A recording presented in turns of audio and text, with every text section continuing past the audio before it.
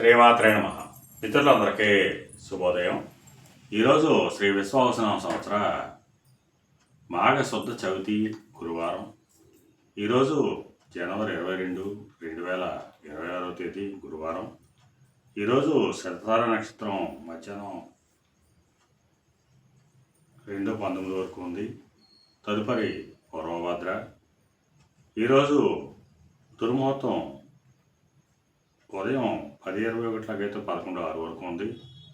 మరలా తిరిగి దుర్ముహూర్తం మధ్యాహ్నం 2:49 3:34 వరకు ఇవ్వడం జరిగింది. వజ్రం రాత్రి 8:35 10:10 వరకు వజ్రం ఇవ్వడం జరిగింది. ఈరోజు పంచాంగరీత్యా ఈ రకమైనటువంటి ఫలితాలు గోచరిస్తున్నాయి. అలాగే ఈరోజు నక్షత్రాలైనటువంటి శతతార, పూర్వభద్ర నక్షత్రాలు ఎవరికి తారాబలం కుదురుతుందో మనం పరిశీలించినట్లయితే పుష్యమి, అనురాధ, ఉత్తరాభద్ర ఈ నక్షత్రంలో జన్మించినటువంటి మన మిత్రులందరికీ కూడా ఈరోజు నక్షత్రం అయినటువంటి శతతార, పూర్వభద్ర నక్షత్రాలు అనుకూలంగా ఉంటాయి. అందువలన ఇప్పుడు చెప్పుకున్నటువంటి నక్షత్ర జాతకులందరికీ ఈరోజు శుభకరంగా ఉండే అవకాశం ఉంది. అలాగే ఈరోజు రాశిఫలంలో మనం పరిశీలించినట్లయితే మేషరాశిలో జన్మించిన వాళ్ళకి చేసేటువంటి వ్యాపారాలు లాభసాటిగా సాగుతాయి. వృషభ రాశిలో జన్మించిన వాళ్ళకి ఉద్యోగ అవకాశాలు పెరుగుతాయి. మిథున రాశిలో జన్మించిన వాళ్ళకి పితృరాజధానికి సంబంధించిన శుభవార్తలు ఉంటారు. కర్కాటక రాశిలో జన్మించిన వాళ్ళకి అనారోగ్య సూచన, ధనవ్యయం, కార్యాటంకాలు ఏర్పడతాయి.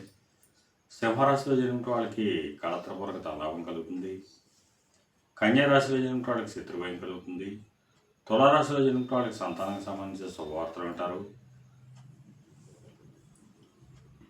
వృశ్చిక రాశిలో జన్మించిన వాళ్ళకి ఆకస్మిక ప్రయాణాలు చేయవలసిన అవసరం ఉంటుంది.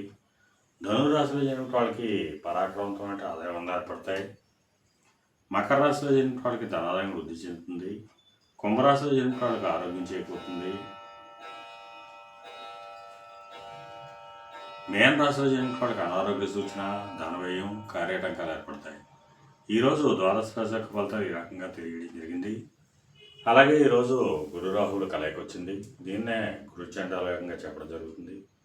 అందువల్ల ఈరోజు సమాజంలో ఉన్నత వర్గాల్లో ఉన్న వాళ్ళకి కానీ, ఉన్నత కుటుంబాల్లో ఉన్న వాళ్ళకి కానీ, రాజకీయ నాయకులు కానీ, సమాజంలో ఉన్నత స్థితిలో ఉన్నటువంటి వాళ్ళకి కానీ కొన్ని వ్యతిరేకమైనటువంటి సంఘటనలు కలిగేటువంటి అవకాశం ఉంది.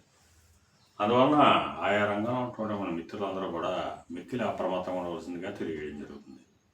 అలాగే ఈరోజు గురువారం. అందువలన ఆ చంద్రశేఖరుణ్ణి శ్రీకృష్ణంతో అభిషేకించినట్టయితే సర్వశుభాలు కలుగుతాయని చెప్పి శాస్త్రీయ తెలియజేయడం జరుగుతుంది. అలాగే మళ్ళా రేపు శుభోదయం కార్యక్రమంలో మరిన్ని విషయాలు తెలుసుకుందాం. అంతవరకు మన మిత్రులందరికీ మరొకసారి శుభోదయం. ఇట్లు మీ పెద్దబాబు సిద్ధాంతి, గొల్లల మామిడి.